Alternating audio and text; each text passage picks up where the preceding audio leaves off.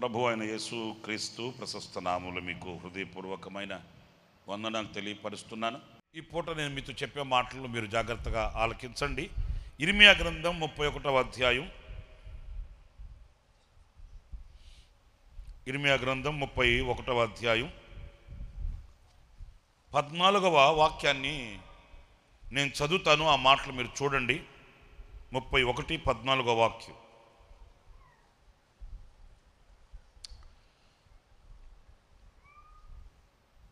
నా జనులు నా ఉపకారములను తెలుసుకొని తృప్తి నొందుదురు. ఇదే యెహోవా వాక్కు. హల్లెలూయా, హల్లెలూయా. నా జనులు నా ఉపకారములను తెలుసుకొని తృప్తి నొందుదురు. ఇదే యెహోవా వాక్కు. ఓకే, ఇక్కడ మనం చాలాసార్లు ఈ వాక్యాన్ని ధ్యానించి ఉంటాం, తలపోసుకుని ఉంటాము. ఇందులో ఈ పూట మనం నేర్చుకునవలసిన కొన్ని విషయాల్ని నేను మీతో జ్ఞాపకం చేయాలని ఆశిస్తున్నాను. అది ఏంటంటే, ఇక్కడ నా జనులు అయిన ఇశ్రాయేలీలు, లేకపోతే నా పేరు పెట్టబడిన నా ప్రజలు నా ఉపకారములను తెలుసుకొని, మన దేవుడు ఎవరు అనంటే ఆయన ఉపకారములను చేయువాడు. అందరు చెప్పండి, ఏం చేయవాడు? ఎవరికి అపకారం చేయనే నాకు అపకారం చేశాడయ్యా అనేవాళ్ళు ఎవరన్నా ఉంటే చెయ్యొద్దండి. లేరు, ఇక్కడ కాదు, ఏ లోకంలోనూ లేరు. ఆయనకి చేత కానిది ఏదైనా ఉంది అనంటే అపకారం చేయడమే. ఆయన అందరికీ ఎవరంటండి? ఆయన అందరికీ.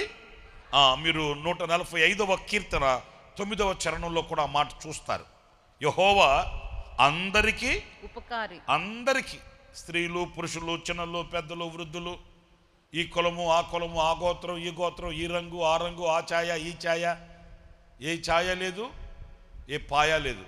ఆయనకి అలాంటివేమీ భేదాలు లేవు. నరములాడుతున్న ప్రతి నరునికి ఆయన చేయగలిగినది ఉపకారమే గనుక తప్పనిసరిగా ఆయన అందరికీ ఉపకారం చేస్తాడు. ఇదిగో ఈ వాగ్దాన సందేశ కూడికలో పాలు పొందిన మీ అందరికీ ఆయన ఉపకారం చేస్తాడు. లైవ్ ద్వారా ఈ మాటలు వింటున్న వారందరికీ ఉపకారం చేస్తారు.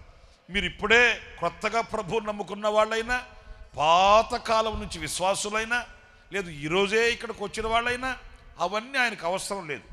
నీకు ఏదైనా చేయదలిచినప్పుడు ఆయన తప్పనిసరిగా ఆ ఉపకారాన్ని ఆయన చేస్తాడు. నాకు 500 రూపాయలు ఇచ్చిన కానుకిచ్చిన వాళ్ళకే ఉపకారం చేస్తాను, 5,000 రూపాయలు ఇచ్చిన వాళ్ళకే ఉపకారం చేస్తాను, లేకపోతే 1 ఎకరం పొలం ఇచ్చిన వాళ్ళకే ఉపకారం చేస్తాను అని ఎప్పుడు కూడా ఆయన నోట మనం ఆ మాట వినలేం. నువ్వు చేసినా చేయకపోయినా ఆయన ఉపకారం మాత్రం చేస్తాడు. ఆ చేసిన తర్వాత, ఆ అనుభవించిన తర్వాత, నీవు ఆ అనుభవించిన కార్యానికి ఎంతవరకు కృతజ్ఞుడవై ఉన్నావు అనేది అది తర్వాత సబ్జెక్ట్. అర్థమవుతుందా? మేలు చేస్తాడు, ఉపకారం చేస్తాడు ఆయన. ఆ అనుభవించిన నీవు, ఆ ఉపకారాన్ని అనుభవించిన నీవు ఎంత కృతజ్ఞత కలిగి ఉంటే మరొక ఉపకారం పొందుకోవడానికి నీకై నీవు ద్వారం తెరుచుకున్న వాడవు, తెరిచిన దానవు అవుతావు. అంతేగాని ఉపకారం చేయకుండా మాత్రం ఆయన మానడండి.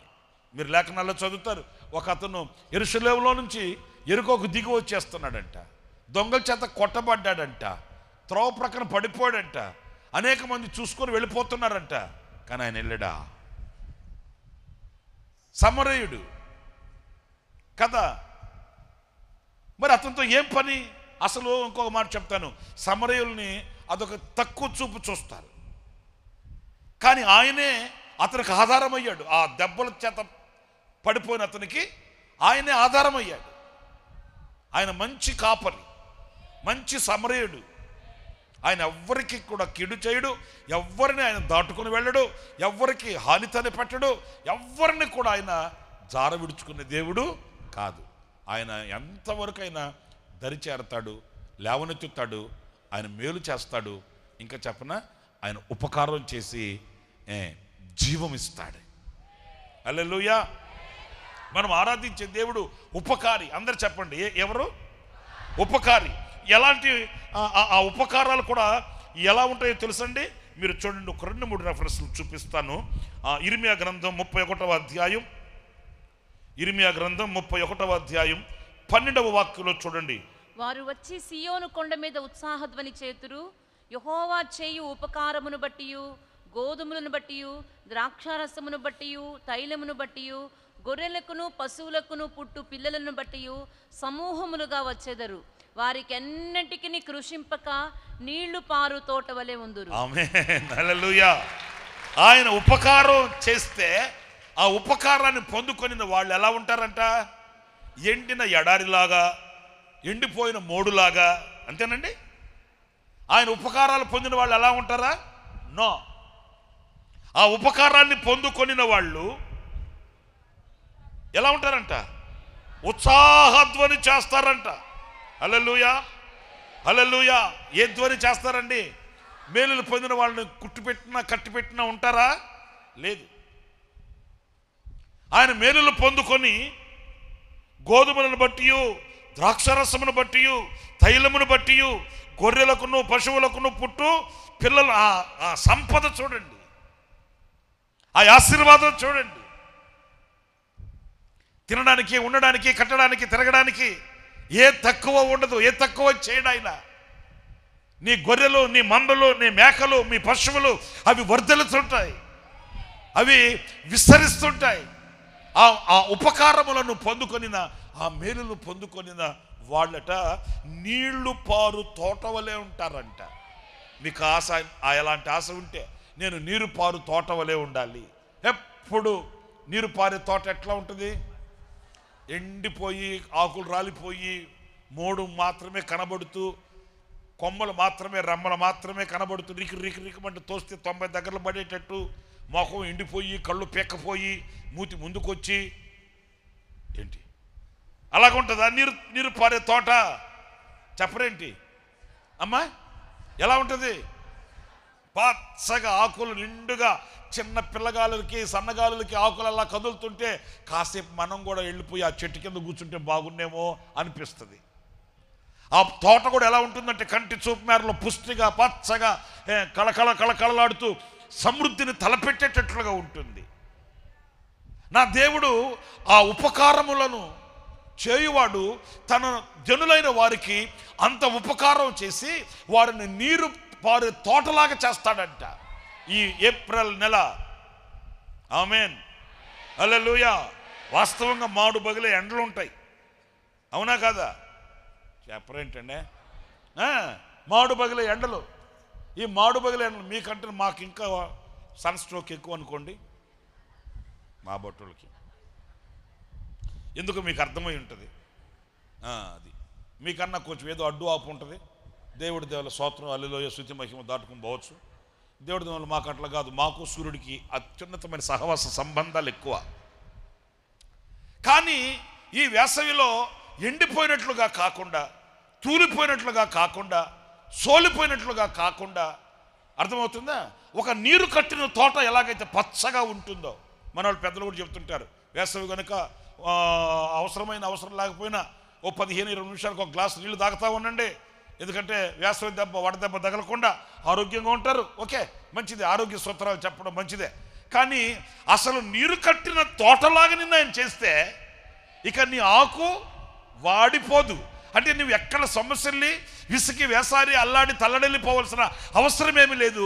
ఆర్థికంగా, ఆరోగ్యంగా, ఆత్మీయంగా, కుటుంబపరంగా, వ్యక్తిగతంగా, విద్యాపరంగా, వైద్యపరంగా, పిల్లల ఏ విధముగానైనా నీవు ఒక నీరు కట్టిన తోట ఎలాగైతే సారవంతమై, శక్తివంతమై, నీవు ఎలాగా ఒక ఫలభరితమైనటువంటి అనుభవాలలో ఉండాలనో ఆ రీతిగా ఉండినట్లు ఈ ఏప్రిల్ నెల మొదటి దినాన ప్రభు నీకు ఇస్తున్న వాగ్దానం, నేను నీకు ఉపకారములను చేస్తాను. హల్లెలూయా. ఆ ఉపకారములను పొందుకొని నీవు నీరు కట్టిన తోట వల్లే. ఆమేన్. ఇంకోటి చెప్పనా? ఒకవేళ నీరు కట్టిన తోటను అమ్ముతున్నాం అనుకోండి, దానికి వెల ఎక్కువ ఉంటుందండి. నీటి పారుదల ఉన్న తోటకి వెల ఎక్కువ ఉంటుందండి. దానిని అన్నిటికంటే ఎక్కువ వెలకే కొంటారు. అంటే ఒక విలువ, దానికి ఎక్కడ లేని విలువ ఉంటుంది ఆ తోటకి. ఎందుకంటే ఆ నీటి సదుపాయం సమృద్ధిగా ఉన్నప్పుడు ఏమి వేసినా విద్యుత్ అది కదా, ఆ సారం ఆ నేలకు ఉంటుంది కదా. అంటే ఈ లోకంలో మనల్ని ఎలాగ ప్రభు చేస్తాడు అంటే ఒక విలువ కలిగిన వ్యక్తులుగా ఉంచుతాడే కానీ విలువ లేని వ్యక్తులుగా ప్రభు మనల్ని చేయడండి. సాతానుగాడు ఏం చేస్తాడు? మనల్ని విలువలేని వ్యక్తులుగా చేసేస్తాడు. సాతానుగాడు ఏం చేస్తాడు? మనల్ని విలువలేని వ్యక్తులుగా సమసమాజంలో ఉంచాలని వాడు మన విలువను దొంగలిస్తాడు, మనల్ని పాడు చేస్తాడు, మనల్ని పతనం చేస్తాడు, మనలో ఉన్న సాక్ష్యాన్ని దెబ్బతీస్తాడు. మనల్ని ఏ విధం చేతనైనా బురద రాసి మనల్ని సమాజంలో నవ్వులు పాలు చేయాలని వాడు ప్రయత్నం చేస్తాడు. వింటున్నారా? యెహోషువ మలిన వస్త్రాలను చూసి ఫిర్యాదు చేశాడంట. వాడికి ఎప్పటికీ ఫిర్యాదులే, కంప్లైంట్ బాక్స్ అడు. ఎప్పుడు కంప్లైంట్లు ఇస్తుంటాడు. వీడేంటి ఆ డ్రెస్ వేసుకున్నాడేంటి, వీడేంటి ఇక్కడ ఉన్నాడేంటి, వాడేంటి అక్కడ ఉన్నాడేంటి, వాడు అక్కడ ఎందుకున్నాడు, వీడు ఇక్కడ ఎందుకున్నాడు. ఎక్కడ ఎవడుంటే నీకెందుకు కర్రీమొఖం కూడా? అసలు నువ్వెక్కడున్నావు? నువ్వెక్కడున్నావు చూడు, నువ్వు ఎక్కడికి వచ్చావు? ఆడు సంగతి ఆడు చూసుకోడు. ఇంకొకటి సంగతి చెప్తాడు, ఇంకొకరిని నాశనం చేస్తాడు, ఇంకొకరిని పతనం చేస్తాడు, ఇంకొకరిని పాడు చేస్తాడు. వాడు ఎంతసేపటికి మనల్ని విలువలేని వ్యక్తులుగా చేయాలని కంకణం కట్టుకుంటాడు. అయితే మనం ఆరాధించే మన ప్రభు ఎవరంటే ఆ మలిన వస్త్రములను తొలగించి, ఆ మలిన వస్త్రాలను తీసివేసి శుద్ధ వస్త్రములను ధరింపచేసి సమాజంలో మనల్ని విలువ కలిగిన వ్యక్తులుగా చూడాలని కోరిక కలిగిన వాడే మనం ఆరాధించే మన ప్రభు అయిన యేసుక్రీస్తు. గట్టిగా చప్పట్లు కొట్టి ప్రభుని మహిమపరుద్దాం. అట్లాగా యేసయ్యకి చప్పట్లు కొట్టాల్సింది. హల్లెలూయా, హల్లెలూయా, హల్లెలూయా, హల్లెలూయా, ఆమేన్, హల్లెలూయా. మీరు ఇదే ఇర్మియా గ్రంథంలో 33వ అధ్యాయం 9వ వాక్యం కూడా, 33వ అధ్యాయం 9వ వాక్యం, భూజనులందరి ఎదుట నాకు ఇష్టమైన పేరుగాను స్తోత్ర కారణముగాను ఘనతాస్పదముగాను ఉంటారు. నేను వారికి చేయు సకల ఉపకారములను గూర్చిన వర్తమానమును, నేను చేయు సకల ఉపకారములను గూర్చిన వర్తమానమును జనులు విని, అంటే చుట్టుప్రక్కల జనులు విని, నేను వారికి కలుగు చేయు సమస్త క్షేమమును బట్టి, క్షేమాన్ని బట్టి, సమస్తమైన మేలును బట్టి భయపడుచు, ఆ మేలును బట్టి భయపడుచు దిగులు నొందుదురు. వాళ్ళు దిగులు పడతారంట. ఏమో మనం పాయాసం తాగితే వాళ్ళకి ఆయాసం ఏంటో నాకు అర్థం కాల. దేవుడు మనకు ఉపకారాలు చేస్తుంటే, దేవుడు మనకు మేలులు చేస్తుంటే, దేవుడు మనల్ని ఆశీర్వదిస్తుంటే, దేవుడు మనకు క్షేమాన్ని ప్రసాదిస్తుంటే వాళ్ళు విని సంతోషించరంట. అందరూ చెప్పండి సంతోషంగాను. వాళ్ళు విని ఏమవుతారంట? భయపడిపోతారంట. దిగులు. ఏమ్మా, ఏం ఆరోగ్యం బాగలేదు? బాగానే ఉంది. మరేంటి దిగులుగా ఉన్నావు అంటే, వాళ్ళేంది అట్లా హెచ్చించబడిపోతున్నారు, వాళ్ళు హెచ్చించబడిపోతుంటే నువ్వెందుకు ఇక్కడ ఆయాసపడడం? అలా చేస్తాడండి ఆయన. హల్లెలూయా. ఆయన ఉపకారాలు అలా ఉంటాయి, ఆయన మేలులు అలా ఉంటాయి. నేను చాలాసార్లు చెప్తుంటాను, నాకు గుర్తుకొచ్చినప్పుడు అలా చెప్తుంటా. నేను భీమవరంలో సేవ చేసేటప్పుడు ఒక ఫ్యామిలీని ప్రభువుని నమ్ముకున్నారని వెలేసేసారు. వాళ్ళని, ఇద్దరు చిన్నపిల్లల్ని చేతపట్టుకొని వచ్చేసి వాళ్ళు ఒక అద్దెంట్లో చేరి ఆటో నడుపుకోవడం ప్రారంభించాడు. ఆ ఇద్దరు పిల్లలు ఇప్పుడు బెంగళూరులో సాఫ్ట్వేర్ ఇంజనీర్లు అండి. ఒకరికి 90,000, మరొకరికి 120 లక్షలు. అంత మంచి ఉద్యోగాలు చేస్తుంటే ఏ అన్నదమ్ములైతే వాళ్ళని వెలేశారో ఆ అన్నదమ్ములు అంటారంట, ఒరే నీ పిల్లలను చూస్తుంటే మాకు ఈర్ష్య కలుగుతుందిరా, నీవు ఆరాధించే దేవుడు గొప్ప దేవుడురా. అవునండి, ఈ కథలు కాదు ఇవి, అనుభవించిన అనుభవాలండి. ఇక్కడికి వచ్చి 15 అంటే ఒక 17 సంవత్సరాల క్రితం సంగతి చెప్తున్నానండి. 17 సంవత్సరాల క్రితం వాళ్ళని కట్టుబాట్లతో బయటకు వేలేసి పంపించేశారండి. నువ్వు ప్రభుని నమ్ముకున్నావు, నువ్వు క్రైస్తవుడు అయిపోయావు, మాతో కలిసి ఉండడానికి వీల్లేదని పంపించేస్తే వీళ్ళు కూడా ఏం బాధపడకుండా కట్టుబట్టలతో బయటకు వచ్చి ఇద్దరు పిల్లలు చదివించుకుంటూ ఆ ఆటో నడుపుకుంటూ అద్దెంట్లో చేరి వాళ్ళు జీవనం ప్రారంభించారు. నేను కూడా అడిగాను అతన్ని, అన్న ఇదే భీమవరంలో నువ్వు లక్షల కోట్ల రూపాయలు వ్యాపారం చేసినోడివి, ఈరోజు కాకి చొక్క వేసుకొని ఆటో నడుపుతుంటే నీకు ఫీల్ అనిపించట్లేదా, నీకు సిగ్గు అనిపించట్లేదా అంటే ఆయన పక్క నవ్వు అన్నాడు, అన్నా నేను ప్రభువుని కలిగిన వాడిని, నా దేవుడు నన్ను ఆశీర్వదిస్తాడు, నేను జీవము కలిగిన దేవుని ఆశ్రయించాను, నేను సిగ్గుపడాల్సిన అవసరం ఏముందన్నా. అట్లా నీ సంతోషంగా శ్రమలలో కష్టాలలో నేను ప్రభుని హత్తుకొని నడవడం ప్రారంభించాడు.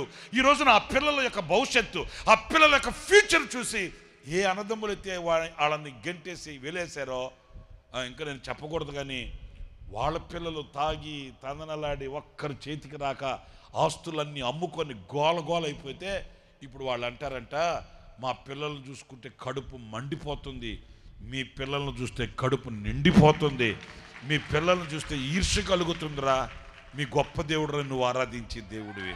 అవును, నా దేవుని వాక్యం కూడా అదే చెప్తుందండి. ఆ వార్త మనల్ని కూర్చున్న విషయాలు తెలుసుకున్న వాళ్ళంట భయపడతారంట, దిగులు పడిపోతారంట వాళ్ళు. అయ్యో ఏంటి వీళ్ళు, ఫరో కూడా అలాగే కదండి. ఫరో కూడా ఇశ్రాయేలీయుల్ని శ్రమ పెట్టే కొలది వాళ్ళు విస్తరించిపోతుంటే ఏం చేయాలో అర్థం కాలేదంట ఫరోకి. అయ్యో బాబో ఏంటి వీళ్ళు ఇలా విస్తరించిపోతున్నారేంటి, వీళ్ళని అనగదొక్కాలని, వీళ్ళని పాడు చేయాలని, వీళ్ళని ఖతం చేయాలని, వీళ్ళని భూతల మీద తుడిచివేయాలని మనం అనుకుంటుంటే వీళ్ళు విస్తరించిపోతున్నారేంటి, ప్రబలిపోతున్నారేంటి, వీళ్ళని ఎలాగ అణగదొక్కాలని శతప్రయత్నాలు చేస్తే విచిత్రం ఏంటంటే వాళ్ళు శ్రమ పెట్టే కొద్దీ వీళ్ళు విస్తరించిపోతూ వస్తున్నారు. ఎందుకంటే మన దేవుని యొక్క దీవెన ఎవ్వరు ఆపలేరండి. హల్లెలూయా. మన దేవుని యొక్క బలమైన హస్తానికి ఎవరు అడ్డు రాలేరండి.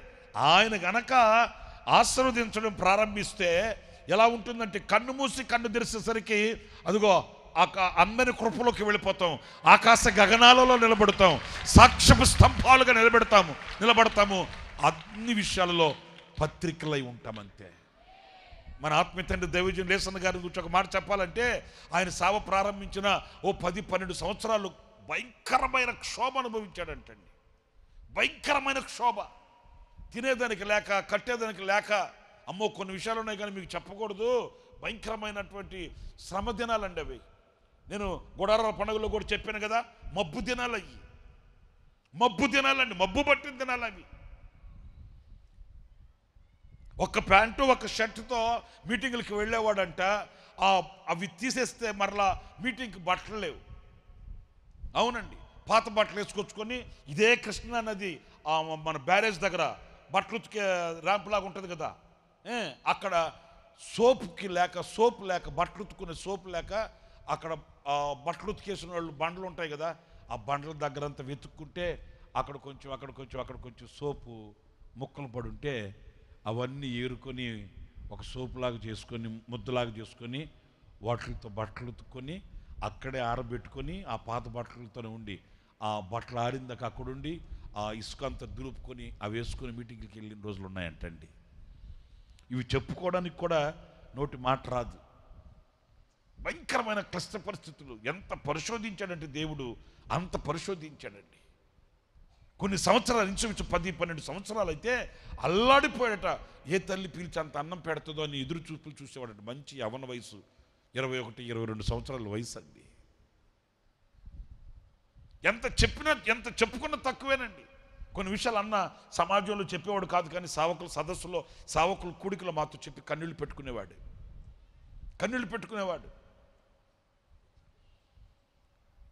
సమాజంలో చెప్పుకుంటే సానుభూతి కోసం చెప్పుకుంటున్నాడు ఈయన అనుకుంటారేమోనని చెప్పేవాడు కాదు. సావకుల సదస్సులో మాకు అవసరం కనుక కొన్ని చెప్పేవాడు. నేను కూడా అన్ని చెప్పడానికి బయట ఇష్టపడను. అంత క్షోభండి. ఒకవైపు నిందలు, ఒకవైపు అవమానాలు, ఒకవైపు ఏమో దరిద్రత అనే ఒక క్లిష్ట పరిస్థితి. అలాంటి పరిస్థితుల్లో ప్రియులారా ఒకరు ఇద్దరు యేసన్న గారి యొక్క పరిచయం గుర్తించి అన్నారంట, యేసన్న గారు అండి మీ కష్టాన్ని మేము చూస్తున్నాం, మేమంతా హెల్ప్ చేసి మిమ్మల్ని మేము ఎలాగైనా ప్రజలకు తెలిసేటట్లు పైకి తీసుకొని వస్తామండి అంటే అన్నకు ఆనందం అనిపించిందంట. సరే ఇంకో మాట చెప్పనా, వాళ్ళు డబ్బులు వేసుకొని ఎట్లాగైనా కొంచెం పెద్ద మీటింగులు పెట్టించి యేసన్న గారిని పబ్లిక్ తెలియపరచాలి అన్ని మీటింగులు 2-3 మీటింగులు పెడితే ఆ 2-3 మీటింగులు ఫెయిల్ అయినాయంటండి. ఒక దగ్గరేమో జనరేటర్ కాలిపోయి, ఒక దగ్గరేమో యాక్సిడెంట్ అయ్యి, ఒక దగ్గరేమో ఇట్లా 3 మీటింగులు అట్టర్ ఫెయిల్. వాక్యం కూడా చెప్పడదంటే యేసన్న గారు దిగులతో అలాగే కుమిలిపోయి కూర్చున్నాడంటండి. ఏంటిది పాపం, వాళ్ళు ఏదో నాకు సహాయం చేసి వాళ్ళు డబ్బులు వేసుకొని నన్ను ఏదో కొంచెం జనానికి పరిచయం చేస్తామని మీటింగ్ పెడితే ఈ మీటింగ్ ఇట్లా అయిపోయింది, ఈ మీటింగ్ ఇట్లా ఫెయిల్ అయిపోయింది, ఈ మీటింగ్ ఇట్లా ఫెయిల్ అయిపోయింది, అల్లాడిపోయి అలాగే దిగులు పడి కుమిలి ఏడ్చుకున్న రోజులు. అప్పుడు వాక్యం యేసన్న గారికి కనిపించిందంట, యేసన్న గారితో మాట్లాడిందంట. ఏమంటే విశ్వాసమునకు కర్తయు దాన్ని కొనసాగించువాడనైనా యేసు వైపు చూడాలి కానీ మనుషుల వైపు చూస్తున్నావేంటి నువ్వు అంటే మరలా ఏడ్చుకున్నాడంట. ప్రభువా నిజమే, తప్పైపోయింది, మరి నా పరిస్థితి అట్లా ఉంది, ఎవరు ఆదరణ కలిగిస్తే, ఎవరు కాస్త పలకరిస్తే, ఎవరు అంత అన్నం పెడితే వాళ్ళని నేను ఆశ్రయంగా అనుకుంటున్నానే కానీ నేను తప్పు చేశానయ్యా అని మరలా ఇది కూడా ఇట్లా కూడా ఏడ్చుకునేవాడంటండి. నిజమే, ఒంటరితనము ఎంత బహుభయంకరం అనేది అనుభవించిన వాడికి తెలుస్తుందండి. ఎవరు పలకరించే దిక్కు లేక, ఎవరు పలకరించే పరిస్థితి లేక, ఎవరు దరికి చేరే దిక్కు లేక ఒక చిన్న చిరుదీపాన్ని వెలిగించుకొని ఆ చిన్న కాంతిలో బ్రతుకుని కొనసాగించుకోవడం అనేది నాట్ ఓన్లీ జోక్, అది ఊరికే చెప్పుకొని జోక్ లాగా చేసుకోవడానికి కాదండి. ఆ అనుభవించిన వాడికి ఆ క్షోభ ఏంటో తెలుస్తుంది, ఆ ఒంటరితనంలో ఆ క్షోభను అనుభవించే వ్యక్తికి. అయితే ఒకరోజు ఏం జరిగిందో తెలుసండి, ఒక మలుపు తిప్పినట్లుగానే ఒకే ఒక మీటింగ్ గుంటూరులో లాంచ్ సెంటర్ దగ్గర ఉంటుంది ఒక స్కూల్ గ్రౌండ్. ఆ స్కూల్ గ్రౌండ్లో కష్టపడి రూపాయి పోగేసి ఒకే ఒక మీటింగ్ ఏర్పాటు చేశారంట. ఆ మీటింగ్ హోసన్నా మినిస్ట్రీస్ని ఒక మలుపు తిప్పిందండి. అవును. ఆ మీటింగ్లో రికార్డ్ చేసిన క్యాసెట్లే సమాధానం, లోతైన అనుభవం, ఆశీర్వదించబడిన ఇల్లు. ఆ మీటింగ్లో రికార్డ్ చేసిన మెసేజ్లు అయ్యి ప్రపంచాలకు వెళ్ళాయి. ఆ సందేశాలు ప్రపంచాలకు వెళ్ళాయండి. ఒక మలుపు తిప్పింది. నిజమే నా ప్రియమైన సహోదరులారా, అసలు ఈ కొద్ది కాలంలో, ఈ అనతి కాలంలో ఈ మినిస్ట్రీస్ ఎలా వర్ధిల్లింది, ఈ యేసన్న గారు ఎలాగ వర్ధిల్లాడు, ఈ మినిస్ట్రీస్ ఎలా ప్రబలి, ఇవన్నీ చూసే వాళ్ళకి ఆశ్చర్యంగానే ఉంటుంది. ఆశ్చర్యం కలిగేటట్లు చేస్తానని వాక్యం చెప్తుంది. ఇది వాక్య నెరవేర్పు, ఇది కళ్ళబొల్లి మాటల్లో కల్పన కథలు కాదు, ఇది వాక్యపు నెరవేర్పు. ఎప్పుడైతే ఆ మీటింగ్ జరిగిందో ఇక ఆ మీటింగ్లో పెద్ద వాళ్ళంతా అంటే కొంచెం ధనం కలిగిన వాళ్ళు, ఇంకా అలాగా పలుకుబడి కలిగిన వాళ్ళు, ఇంకా కొంతమంది విశ్వాసులు అందరూ ఆ వాక్యం చేత పట్టబడ్డారు. ఇంకా అన్న చెప్పేవాడు ఆ మీటింగ్ తర్వాత అంటండి, వారం ఒక గోడ బగలు కొట్టడమేనంట. ఏది మందిరం సరిపోక, ఒక వారం సరిపోకపోతే ఈ గోడ పడగొట్టి అటు పెంచారంట, ఇంకొక వారం ఇటు పెంచారు. అట్లాగా విస్తరిస్తూ వచ్చింది. ఈరోజు అనేకులు నోటి మీద వేలేసుకునేటట్లు, ఎక్కడో లేమల్లిలో ఎక్కడో మారుమూల పడిపోయిన ఉన్నవాడు ఈరోజు ప్రపంచానికి కనబడుతున్నాడు ఏంట్రా, ఈరోజు ప్రపంచానికి తెలియపడ్డాడేంట్రా. నిజమేనండి. వాక్యం చెప్తుంది సత్యాన్ని, వాక్యం స్పష్టంగా చెప్తుంది. నా ఉపకారములు పొందుకొనిన వాడు ఎలా ఉంటాడు అంటే ఆ ప్రజలకి ఒక ఆశ్చర్యకరంగా ఉంటాడు, ఒక ఆశ్చర్యకరమైన సాక్షిగా బ్రతుకుతాడు. వాళ్ళందరూ విస్మయం పొందుతారంట, భయపడుచు దిగులు నొందేటట్లు ఆయన ఉపకారములు చేసి హెచ్చిస్తాడని దేవుని వాక్యం చెబుతుందండి. అందుకే కీర్తనాకారుడు కూడా ఏం పాడుకున్నాడు, నీవు చేసిన ఉపకారములకు నేనేమి చెల్లింతును, నీవు చేసిన ఉపకారములకు నేనేమి చెల్లింతును. వేలాది దూడలనా, వేలాది పొట్టేళ్ళనా, వేలాది దూడలనా, వేలాది పొట్టేళ్ళనా, విరిగి నలిగిన బలియాగమునకు నా హృదయమర్పించనా, విరిగి నలిగిన బలియాగముగను నా హృదయమర్పించనా. రక్షణ పాత్రను నే చేతబూని నిత్యము, రక్షణ పాత్రను నే చేతబూని నిన్ను వెంబడు చెదను. నీవు చేసిన ఉపకారములకు నేనేమి చెల్లింతును, నీవు చేసిన ఉపకారములకు నేనేమి చెల్లింతును. మరణ పాత్రుడ నయ్యున్న నాకై మరణించితివి సిలువలో. మరణ పాత్రుడ నయ్యున్న నాకై మరణించితివి సిలువలో. కరుణ చూపి నీ జీవ మార్గాన నడిపించుమో యేసయ్యా. కరుణ చూపి నీ జీవ మార్గాన నడిపించుమో యేసయ్యా. నీవు చేసిన ఉపకారములకు నేనేమి చెల్లింతును. నీవు చేసిన ఉపకారములకు నేనేమి చెల్లింతును. హల్లెలూయా.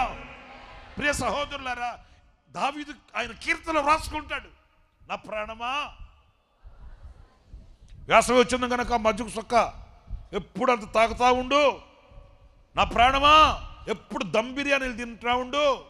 నా ప్రాణమా, తిను తాగు సుఖించు. 9 గంటలకల్లా మంచం మీదకి ఎక్కి దుప్పటి కప్పుకొని నిద్రపో. అంతేనా నేను దావీదు? ఏమని అన్నాడు? నా ప్రాణమా,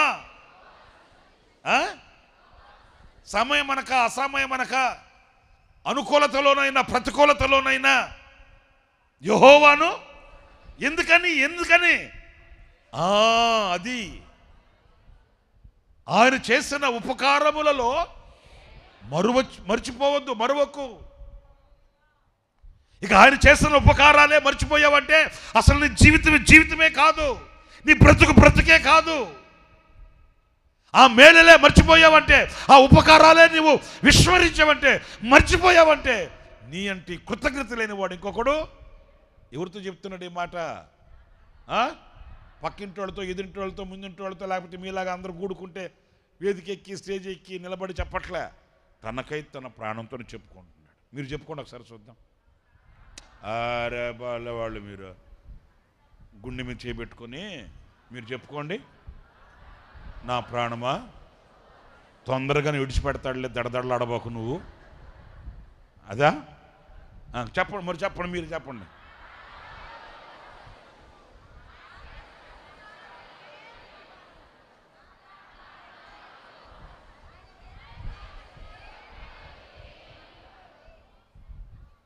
అయిపోయిందా? మరి చెప్పుకోవాలి మనం. ఎందుకంటే ఆ ఉపకారాలే మర్చిపోతే ఇక అసలు జీవితానికి విలువే లేదు. మరి అంత కీర్తనకారుడు, అంత గొప్ప వ్యక్తి ఆయన చెప్పుకుంటున్నాడు తన ప్రాణానికి. ఇక్కడ నేను ఒక 2-3 వాక్యాలు మీకు చూపిస్తాను. ఏంటంటే ఆయన చేసిన ఉపకారాలు ఏమై ఉంటాయి. ఆయన చేసే ఉపకారాలు ఇలా ఉంటాయి, కానీ ఏమై ఉంటాయి కూడా ఒక 2-3 మాటలు నేను మీతో చెప్తాను. అదేంటంటే చూడండి, ఆ మాటను కూడా యెహెజ్కేలు గ్రంథం 37వ అధ్యాయం.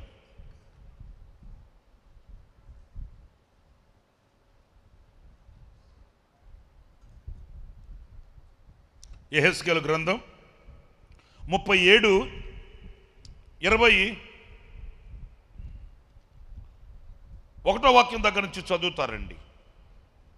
ప్రభువైన యెహోవా సెలవిచ్చినదేమనగా, ఏ అన్యజనులలో ఇశ్రాయేలులు చెదిరిపోయిరో. వినండి, ఇక్కడ వినండి.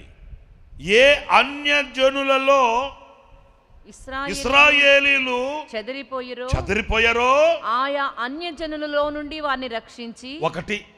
ఒకటి ఏంటంటే, నా జనులు చెదిరిపోయి ఉన్నారు, వారిని నేను రక్షించి. స్తోత్రం. ఏం చేస్తాడంట? రక్షించి. అసలు మన ప్రభువుకున్న పేరేంటి? అందరూ చెప్పొచ్చు కదా. మన ప్రభువుకున్న గొప్పతనం ఏంటి? ఆయన రక్షకుడు, రక్షిస్తాడు. ఆమేన్, హల్లెలూయా. చూడండి, కొన్ని చోట్ల ఆపదలు జరిగినప్పుడు రెస్క్యూ టీం అని ఒకటి ఉంటుంది. ఎవరు రిస్క్ చేయలేరు, వాళ్ళు చేస్తారు, వాళ్ళు దిగేస్తారు. వాళ్ళు సాహసిస్తారు, వాళ్ళు వెళ్ళిపోతారు, వాళ్ళు దానికి సామర్థ్యత కలిగిన వాళ్ళు. అప్పుడు ఫైర్ యాక్సిడెంట్ జరుగుతుంది అనుకోండి ఏదన్నా, అప్పుడు అమ్మరు వెళ్తారు లోపలికి, వెళ్ళలేరు. వాళ్ళని పిలుస్తారు, వాళ్ళని కేకేస్తే వాళ్ళు చాకచక్యంగా వెళ్ళిపోతారు. వాళ్ళకి చాలా అనుభవాలు ఉంటాయి, ఎలా వెళ్ళాలి, ఎలా తప్పించాలి, ఒకవేళ వాళ్ళకే అపాయం కలిగితే అక్కడి నుంచి ఎలా తప్పించుకొని రావాలి, చాలా చాకచక్యంగా చేస్తారు. అలాగే నదుల్లోనూ సముద్రాల్లోనూ ఎవరైనా కొట్టుకుపోతున్నారు అనుకోండి, అక్కడ కూడా అలాగే.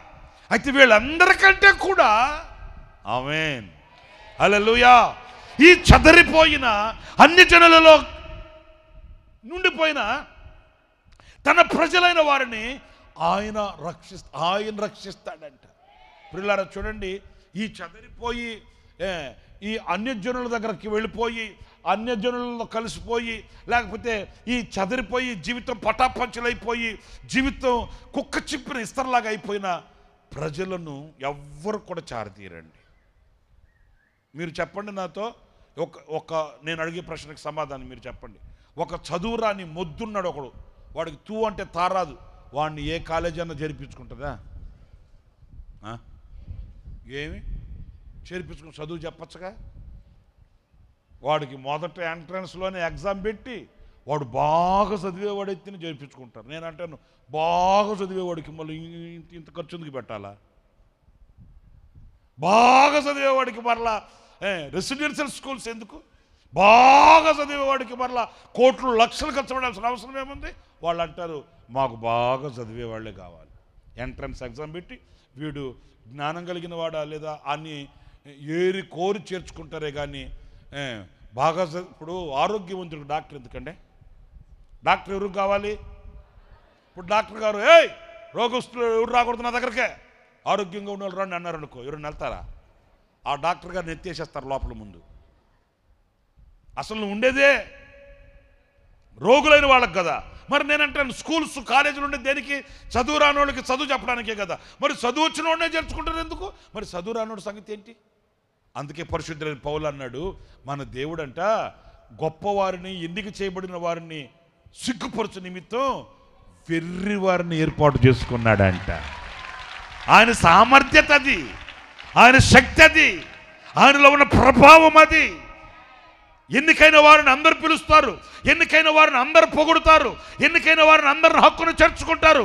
కానీ తృణీకరింపబడి, త్రోసివేయబడి, గట్టివేయబడిన వారిని ఎవరు చేర్చుకోరు. అలాంటి వారిని ఆయన చేర్చుకున్నాడు, ఆయన ఆకర్షించాడు. స్తోత్రం కలుగుగాక.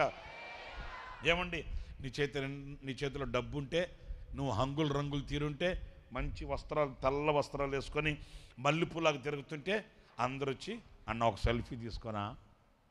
ఇదొక పిచ్చి పట్టింది ఈ రోజున, అదొక మెంటల్ అనుకోవాలి. మనిషి కనబడితే చాలు, మనిషి కనబడితే చాలు. ఏంటి అడిగేది? అన్న ఒక సెల్ఫీ తీసుకున్నా, అన్న ఒక ఫోటో తీసుకున్నా, ఒక సెల్ఫీ. వాడేమో మోకాలు దాకుండే పొట్టోడైపోయా, వాడు నాతో సెల్ఫీ అంటాడు. ఇప్పుడు నేను ఎక్కడికి వంగేది చెప్పండి? అవునండి, ఈరోజున పెద్ద పిచ్చి అయిపోయింది అది. నేను ఒక మాట అంటాను, ఎందుకు నాతో సెల్ఫీ దిగాలనుకుంటున్నారంటే, కొంచెం ఒక స్థానంలో ఉన్నాను కదా. వింటున్నారా? ఒక స్థానంలో ఉన్నారు కదా. అదే వీపును మూట కట్టుకొని, బైబుల్ చేతబట్టుకొని, కర్ర ఒకటి చేతిలో పట్టుకొని, కొండల్లో లోయల్లోకి వెళ్ళి ఆ మారుమూల ప్రాంతాల్లో సేవ చేసే సేవకున్నారు కొంతమంది. అయ్యో వింటున్నారా బాబు? కర్ర ఒకటి చేతబట్టుకొని 2 పూటలకి 3 పూటలకి అన్నం మూట కట్టుకొని వీపుకు తగిలించుకొని బైబిల్ సంకన పెట్టుకొని ఆ కొండ ప్రాంతాలకు వెళ్ళి ప్రభువుని ఎరుగుని ప్రజలకు సువార్త చెప్పే సువార్థికులు కొంతమంది ఉన్నారు. వాళ్ళ దగ్గరికి వెళ్ళి ఎవరన్నా సెల్ఫీ దిగుతారా? దిగరు. కనీసం ఒక సైకిల్ కూడా కొనుక్కోలేని పరిస్థితుల్లో కాలినడకన కరపత్రాలు పంచుతూ సేవ పరిచర్య చేస్తూ మా ప్రభువుని ప్రకటన చేయాలని మారుమూల గ్రామాలకు వెళ్ళి, మారుమూల ప్రాంతాలకు వెళ్ళి సువార్త చేసే సేవకులు ఉన్నారు. సాయంకాలానికి కాళ్ళు ఇంతలావును వాసిపోతాయి, వాళ్ళకి కాళ్ళంతా మట్టి కొట్టుకుపోద్ది, బట్టలంతా దుమ్ము కొట్టుకుపోద్ది. సాయంకాలం అలసిపోయి సొక్కిపోయి సమస్యలిపోయి ఎప్పుడో వస్తారు ఇంటికి. అంత మొత్తం పచ్చడి వెతుకు తిని పడుకుంటారు. మళ్ళీ ఉదయాన్నే లేచి మళ్ళీ పత్రికలు తీసుకుని వెళ్ళిపోతారు పరిచర్యకి. అలాంటి వాళ్ళతో ఎవరన్నా సెల్ఫీలు దిగుతారా బాబా? మీరు చెప్పండి.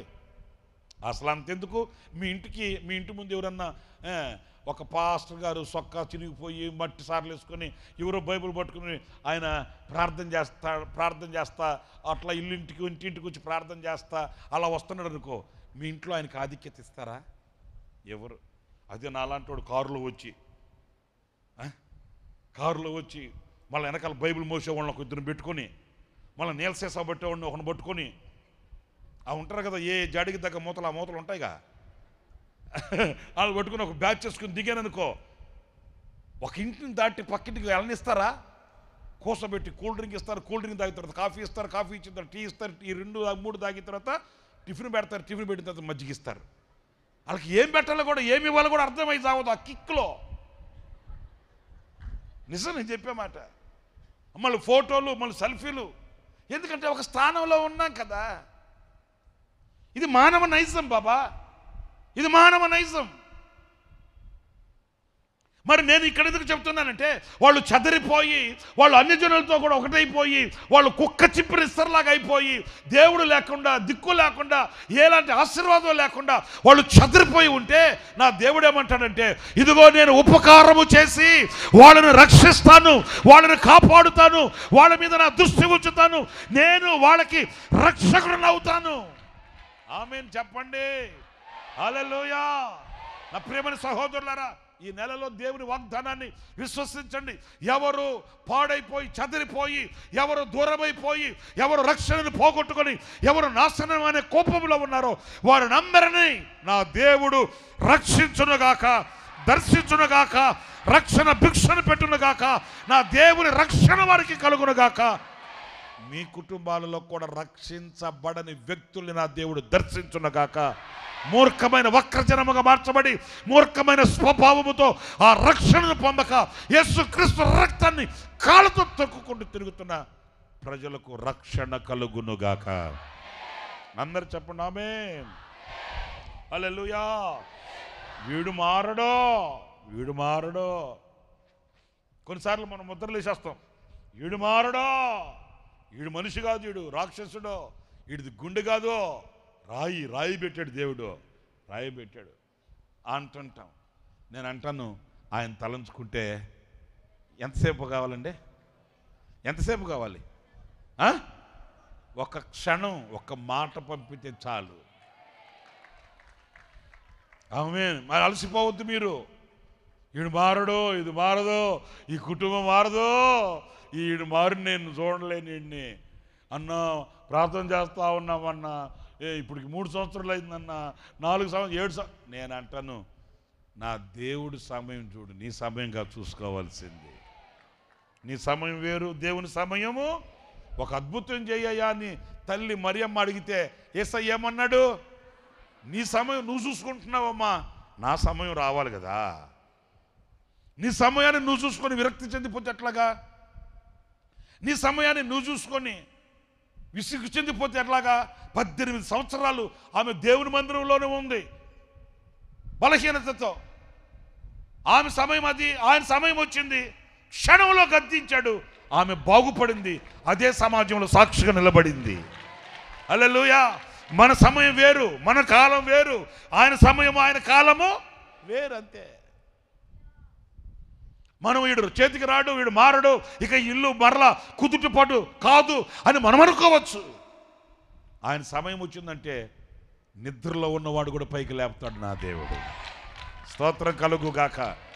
రాక్షసుడై రాక్షస స్వభావంతో ఉన్నవానికి మాంసపు హృదయాన్ని ప్రసాదిస్తాడు. ఆయన ఒక అద్భుతం చేస్తాడు. హల్లెలూయా. ఇక్కడ గమనించవలసింది ఏంటంటే, ఆయన చేసే ఉపకారాలు ఎలాంటివి అనంటే, మొదట చెదిరిపోయిన వారిని ఆయన రక్షిస్తాడంట. ఇక రెండవది కూడా ఆ వాక్యంలో మనం చదివితే, వారు ఎచ్చటెచ్చట ఉన్నారో అచ్చట నుండి వారిని సమకూర్చి, ఇక రెండో మాట, అక్కడి నుంచి వాళ్ళని సమకూర్చి వారి స్వదేశములోనికి తోడుకొని వచ్చి వారి ఇక మీదట ఎన్నటికీ 2 జనములుగాను 2 రాజ్యములుగాను ఉండకుండునట్లు ఆ దేశములో ఇశ్రాయేలుల పర్వతముల మీద వారిని ఏక జనముగా చేసి. గట్టిగా ప్రభువుకి హల్లెలూయా చెప్పాలి. హల్లెలూయా. ఈ చెదరిపోయిన వారిని ఈ 2 గుంపులుగా ఉండకుండా వారిని ఏం చేస్తాడంట? ఏకజనంగా చేస్తాడంట. ప్రభువుకు మహిమ కలిగేటట్లు గట్టిగా చప్పట్లు కొట్టాలి. ఆమేన్, ఆమేన్. వాళ్ళని ఏ జనముగా చేస్తాడంట? ఏకజనముగా. ఎందుకంటే వాళ్ళు చదిరిపోయి ఉన్నారు, ఎక్కడికెక్కడికో చదిరిపోయి ఉన్నారు. ఆమెమో వాళ్ళ అమ్మగారింటికి వెళ్ళింది, ఆ అబ్బాయి ఏమో వాళ్ళ అన్నగారింటికి వెళ్ళాడు. అబ్బాయి ఏమో వాళ్ళ అన్నగారింట్లో ఉన్నాడు, ఈమెమో వాళ్ళ అమ్మగారింట్లో ఉంది. ఏమ్మా ఇంకెంతకాలం ఉంటావు? నేను అన్నా వస్తే ఆడే రావాలి. అబ్బో కాదమ్మా, అలాంటి గట్టి నిర్ణయాలు తీసుకుంటే అంతే, సచ్చినా ఇక్కడే దత్తా. ఇంకా ఆమెకి ఎవరు చెప్తారేంటి? ఆయన దగ్గరికి వెళ్ళి ఏంటా బాబు ఆవిడక్కడ నువ్విక్కడ ఏంటిదంటే ఏమంటాడు తెలుసా? అన్న తెలుసో తెలియక ఒకసారి తప్పు చేశా, రెండోసారి చేయకూడదు అనుకుంటున్నాను అన్న అంటాడు. నీకు అర్థమైనట్టే ఉంది. కాదు తమ్ముడా, ఎట్లా చేస్తే ఎట్లాగా, అట్లా అనుకుంటే ఎట్లాగా వస్తూ ఉంటాయి. ఏదో సర్దుకొని సర్దుకోలేనన్నా, నేను సర్దుకొని చచ్చిపోయానన్నా. మనసులు విరిగిపోయాయి, రెండు గుంపులైపోయాయి. ఆ కుటుంబం ఐక్యపరచబడక సఖ్యత కోల్పోయి ఈరోజున కుటుంబాలు కుప్ప కూలిపోయి కుటుంబాలు నరక కుప్పాలుగా మారిపోయాయి. ఈ ఏప్రిల్ నెలలో అలాంటి కుటుంబాలు ఏదైనా ఉంటే నా దేవుడు ఆ కుటుంబాలను ఐక్యపరచును గాక, ఆ కుటుంబాలని సమాధానపరచును గాక, ఆ కుటుంబాలు రమ్యముగా మార్చబడును గాక. సమాధానకర్తగా, షాలేము రాజుగా, జీవనదాతగా, ఆరోగ్య ప్రదాతగా కుటుంబాలు ఏలుకొనును గాక. నేను ఆ పాపని లేచి నిలబడమంటే బాగోదులే కానీ సమాజంగా ఇది బాగోదు. సాక్ష్యం చెప్తా. విడాకులు తీసుకోవడానికి ఈ రెండు కుటుంబాలు సిద్ధమైపోయి కోర్టుకు వెళ్తే, కోర్టు కూడా ఆ రోజు లాస్ట్ రోజు వెళ్తే ప్రార్థన చేసుకుని వెళ్ళింది ఆ సహోదరి. అన్న వద్దు, విడాకులు తీసేసుకుంటున్నాను అట్లాగని. మనం ఏం చెప్తామే, వాళ్ళు సమస్యలు వాళ్ళవి, మనం ఏం వాక్యం చెప్తాం అంతే కదా. మనం సమస్యలు బేర్ చేసేది మనం కాదు కదా. సరే, ఈ కుటుంబాలు వాళ్ళకి సమ్మతి అయిపోయింది, విడాకులు ఇచ్చేసి ఆ రోజు లాస్ట్ రోజు వెళ్ళి సంతకాలు పెట్టుకుని అయిపోయింది. విడాకులు తీసేసుకొని కోర్టు బయటకు వచ్చిన తర్వాత అర్థమైందా, ఆ పాప ఎట్టని బాధ ఉంటుంది కదండి. అటువైపు తిరిగి ఏడ్చుకుంటుందంట. బయటకు వచ్చేసారండి కోర్టు దగ్గర. బయటకు వచ్చి లాయరు అంతా వాళ్ళు ఉంటాయి, వాళ్ళ కార్యక్రమం ఉంటాయి, మనకి ఎందుకు దరిద్రం. ఆ పాప అటు తిరిగి ఏడ్చుకుంటుంటే బైక్ ఒకటి వచ్చి పక్కన ఆగిందంట. ఏడ్చుకుంటూ చూస్తే ఎక్కువ అన్నాడంట. ఈడే అన్న ఏం నిజం మీరు నమ్మరాటి. సమాజం కనుక నేను వాళ్ళు చూపించట్లేదు, మన మధ్యలోనే ఉన్నారు. వాళ్ళ సాక్ష్యం ఉపయోగపడుతుందని చెప్తున్నా. ఆ పాప ఏడ్చుకుంటూ కుమ్ములు ఏడ్చుకుంటూ చూస్తే బైక్ ఆగింది. ఎవరు బైక్ ఆగింది? సౌండ్ వచ్చిందంటే ఎక్కువ అన్నాడంట. ఈ మెంటల్ దానికన్నా ఏమన్నా ఉండదు, ఎక్కి కూర్చుందంట. మరి దానికి ఎందుకు అంత రద్దాంతం చేసుకున్నారు? దానికి ఎందుకంత? మీకు విచిత్ర సంగతి చెప్పనా? కోర్టులో ఏమో విడాకులే, వీళ్ళు కలిసి ఉన్నారు. ఇప్పుడు వీళ్ళు ఏం చేయాలి?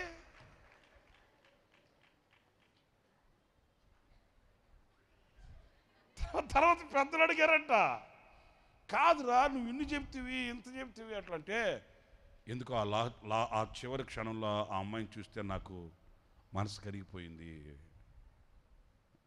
మంచిది కాదనట్లేదు, కాకపోతే నా మాట విందని నేను అట్లా చేశాను. ఆఖరి క్షణంలో అటువైపు తిరిగి ఆ పిల్ల ఏడుస్తుంటే చూడలేకపోయాను, మనసు కరిగిపోయింది. ఇక అంతే, దేవుడు చేస్తాడండి. హల్లెలూయా. ఎచ్చటికి వాళ్ళు చెదిరిపోయి ఉన్నా వాళ్ళు ఇక రెండు గుంపులుగా ఉండేటట్లుగా కాకుండా వాళ్ళని తీసుకొని వచ్చి నేను ఏకం చేస్తా, నేను సమకూరుస్తా, నేను సమాధానపరుస్తా. ఇక వాళ్ళ మనసులు వేరువేరుగా ఉండవు, వాళ్ళు చెదిరిపోరు. హల్లెలూయా. అక్క చెల్లెల మధ్యలో అసమాధానం, అన్నదమ్ముల మధ్యలో అసమాధానం, భార్య భర్తల మధ్యలో అసమాధానం, కుటుంబాల మధ్యలో అసమాధానం, సంఘాల మధ్యలో అసమాధానం, సేవకుల మధ్యలో అసమాధానం ఎక్కడ లేదంటారు?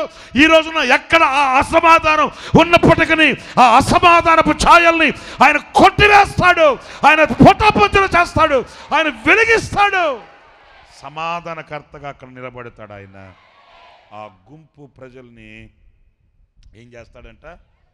ఏకం చేస్తాడంట. యాకోబు అన్నాడు, దేవుడు యాకం చేయాలనుకుంటే ఈ యాకోబు అన్నాడు, బాగా కలిసి వచ్చే పేర్లు. యాకం చేస్తానంటే యాకోబు ఏమన్నాడు తెలుసా? నాకు అన్ని ప్రతికూలంగా ఉన్నాయి, ఏంటి ఏది జరిగినా నాకు ఇట్లా జరుగుతుంది ఏంటి? నిన్న మొన్న ఏమన్నాడు చెప్పరేంటంటే? సాదా గొర్రెలు కావాలంటే సాదా గొర్రెలు, సార గొర్రెలు అంటే సార గొర్రెలు. ఏంటంటే నాకు సార గొర్రెలే అంటే సార గొర్రెలే ఇచ్చాడు, సాదా గొర్రెలు అంటే సాదా గొర్రెలు. అప్పుడేమో భుజాలు ఎగరేసి గొప్ప దేవుడు అయ్యా స్వామి మా స్వామి అయ్యా అన్నాడు. ఇప్పుడేమంటున్నాడు? నాకు అన్ని ప్రతికూలంగా జరుగుతున్నాయి ఏంటి? దేవుడు అన్నాడు, ప్రతికూలంగా కాదు నాయన, ప్రతికూలత కొరకు కాదు నాయన, మిమ్మల్ని గొప్ప జనముగా చేయాలని, ఒకటైన జనముగా చేయాలని, విస్తరించడి ప్రజలుగా చేయాలని, మీరు లోకములో ఒక సాక్షులై పత్రికలై ఉండాలని, ఇశ్రాయేలుగా ఒక జనాన్ని స్థాపించాలని.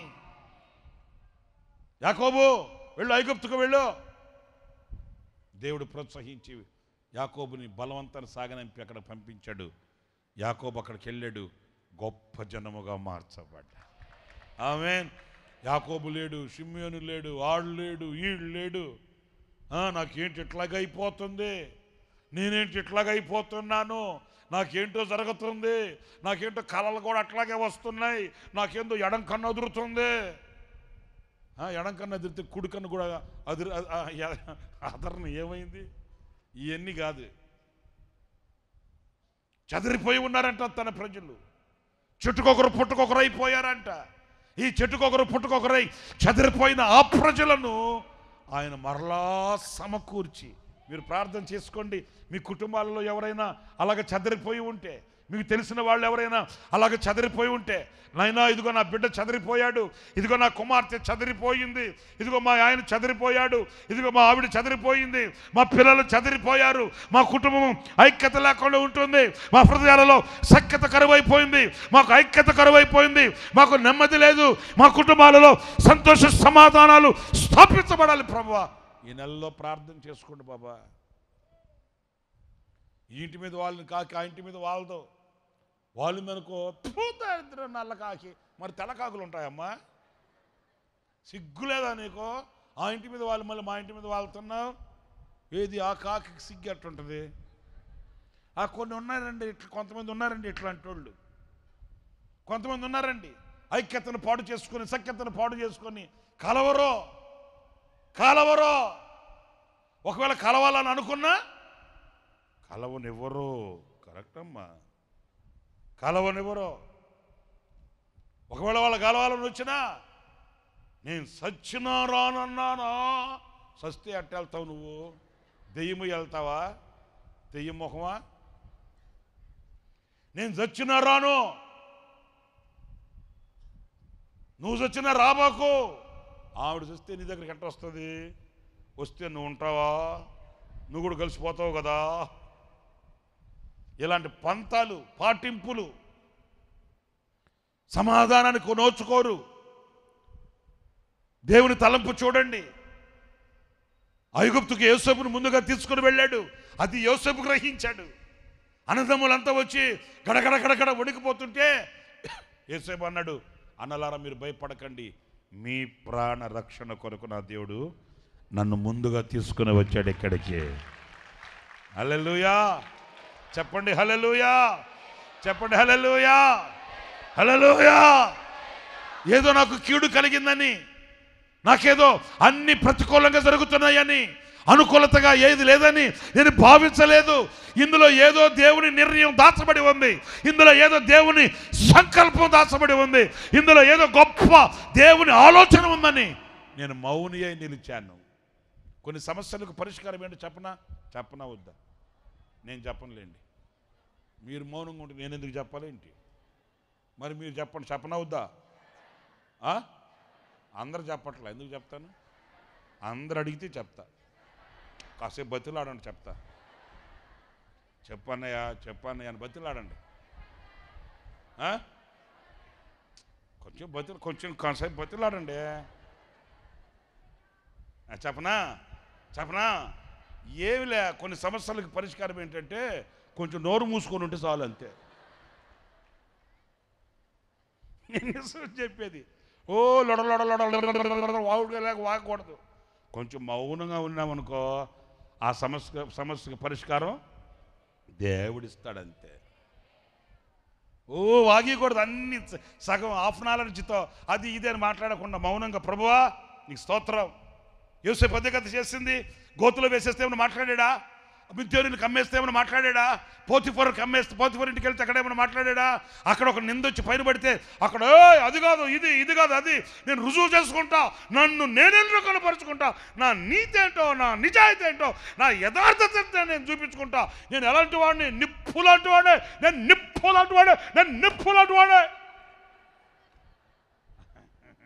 అట్లా అన్నాడా? లేదండి.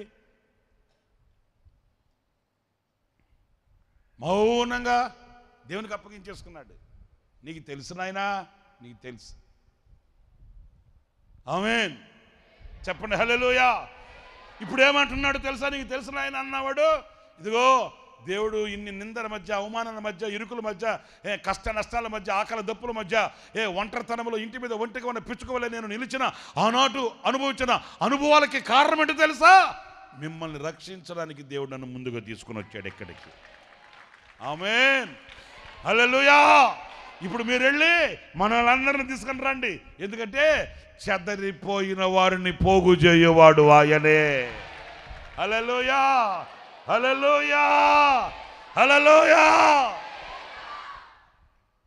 వాక్యమును యాకోబుకు తెలియచేసిన వాడని, వాక్యమును యాకోబుకు తెలియచేసిన వాడని, ఏ జనముకి లాగునా చేసి ఉండలేదని,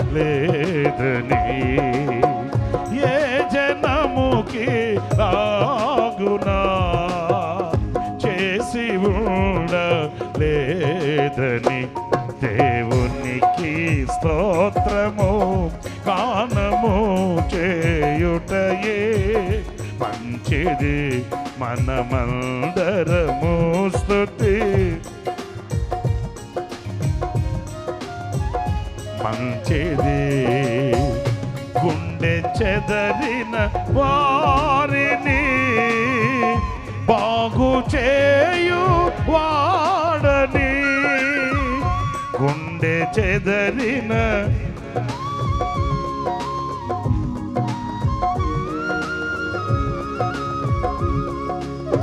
వారి గాయములన్నీయు కట్టుచున్న వాడని, వారి గాయములన్నీయు కట్టుచున్న వాడని, దేవునికి స్తోత్రము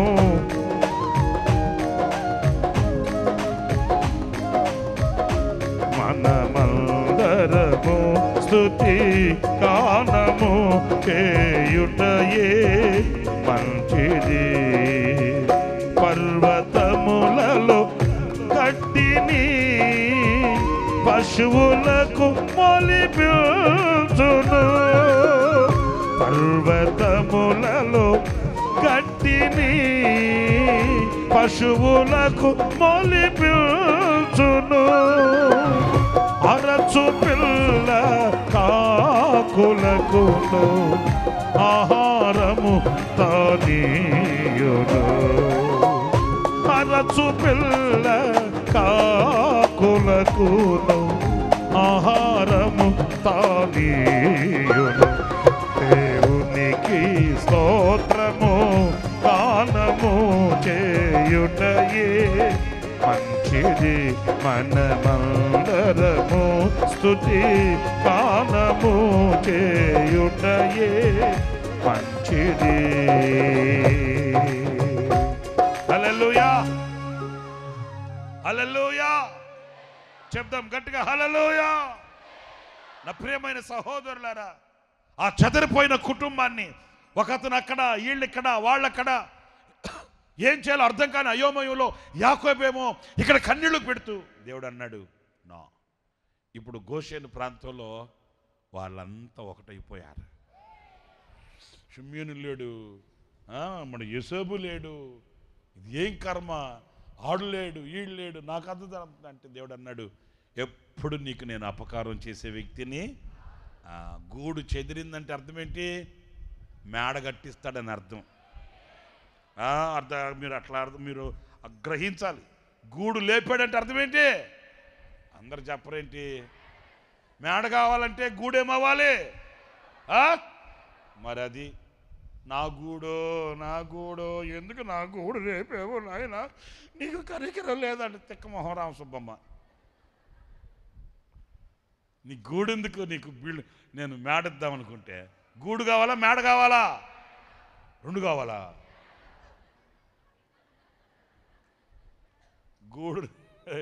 గూడు రేపేదే మేడ ఇవ్వడానికి. ఆమేన్. కనుక గూడు రేపాడంటే దేవుడు ఇంకంతే, కలలు కనడమే. స్తోత్ర, హల్లెలూయా. సరే, ఇంకొక ఇదే ఉంటాయి రా బాబు, ఇంకొక మాట కూడా చెప్తా. ఒకటి రక్షిస్తాడు, రెండు ఏకం చేస్తాడు. ఇంకొక మాట కూడా మీరు చూడండి, 23వ వాక్యం.